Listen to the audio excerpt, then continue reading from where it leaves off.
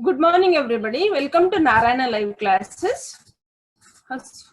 Today, I'm going to explain one more assignment from biology, that is from the chapter Life Process.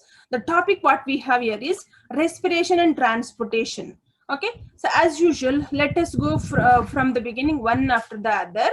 So here, the first question what we have is, what advantage over an aquatic organism does terrestrial organism have with regard to obtaining oxygen for respiration? As we know that now, so the terrestrial organisms will obtain the oxygen from the environment. The free oxygen will be available for the organisms to take in, whereas the aquatic organisms have to absorb oxygen, which is the aquatic organisms I'm talking about now.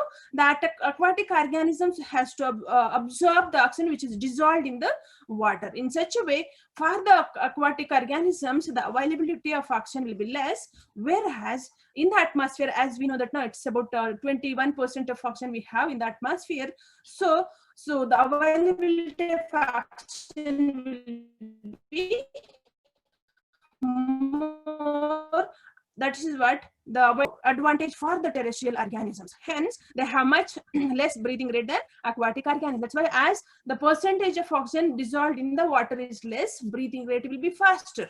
Whereas in the atmosphere, as the oxygen is more, the automatically breathing rate will be less, or the requirement of breathing rate will be less.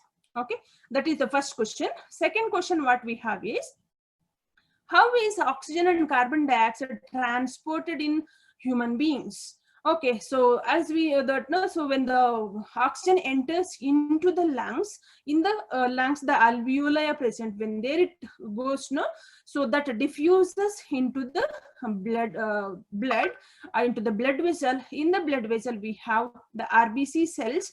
So in the RBC, as we know that a pigment called hemoglobin is present.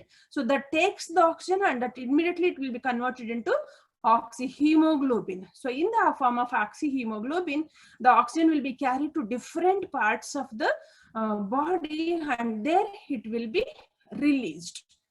And then while bringing back the carbon dioxide, so as it is more soluble in water, it is mostly transported from the body tissues in the dissolved form, and in the dissolved form it enters into the lungs, and from the lungs and through the alveoli it diffuses into the lungs or the alveoli, then it goes outside. In such a way, the carbon dioxide and the oxygen which is transported in human beings. So that's the second question. Third question what we have is, how are the lungs designed in human beings to maximize the area for exchange of gases? Okay, so in the lungs, as we know that now, so it is divided into many smaller branches. So those we call it as bronchi, and each bronchi which terminates with or ends with millions of balloon-like structures called alveoli. And these alveoli present in the lungs provides the maximum surface area for the exchange of gases. Okay, so this will help in exchange of gases in the maximum way, so that this exchange takes place in between the lungs and also the blood. So in such a way, the lungs are designed to maximize the exchange of gases. So that is one. So the fourth question here is, why is it necessary to separate oxygenated and deoxygenated blood in mammals and birds? Okay, in mammals and birds, the supply of oxygen will be more, because now, so energy availability or requirement in mammals and birds is more. That is why it is separate. If it is mixed with the both pure and impure blood is mixed, no, oxygen transportation will not be possible much. That is why when it is the pure and impure blood is separate, no, so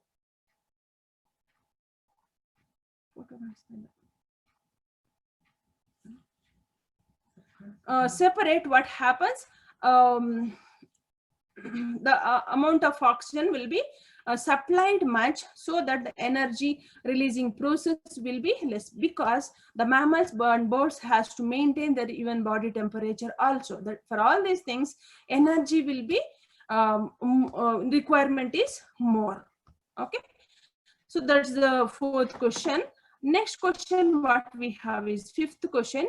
What are the components of the transport system in highly organized plants? So in the highly organized plants, we have the complex tissues, we call it as xylem and phloem. Okay, so the xylem consists of that type of cells, we call it as vessels, tracheids and other xylem tissues. It is interconnected vessels and tracheids form a continuous system of water conducting channels reaching all parts of the plant body. In the same way, phloem conducts the food materials which are prepared in the leaf to the different parts of the body, and that is the process we call it as translocation that happens with the help of phloem tissue. Even in the phloem tissue also there are different cell types will be present, and here sieve tubes will perform the major function here. Okay, so the next question what we have is, how is food transported in plants? The food in plants, as already I said, that the phloem tissue which that's what the transport the food materials to different parts of the body. That's what already as I said, no, this is also called as a translocation. Okay, that means to different parts of the body, even into the roots also the food will be transported by the phloem tissue in plants. Okay, so the next question, what are the components of transport system in human beings? What are the functions of these components?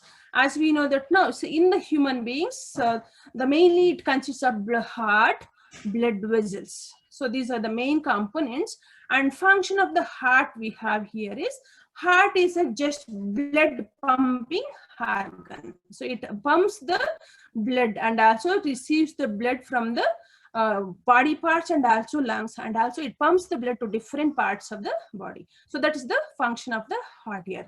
And function of blood here, blood only transports all the necessary materials including carbon dioxide, oxygen, digested food, hormones, enzymes, nitrogenous waste like urea. All these are transported through the blood only in the body. Okay, so the functions of blood vessels here, blood vessels only will carry the blood to different parts of the body and also from different parts of the body to the heart. Okay, so these are the questions which we have today. I think you have understood. Okay, so this is the assignment today. Study well and write and practice. Okay, thank you all. Have a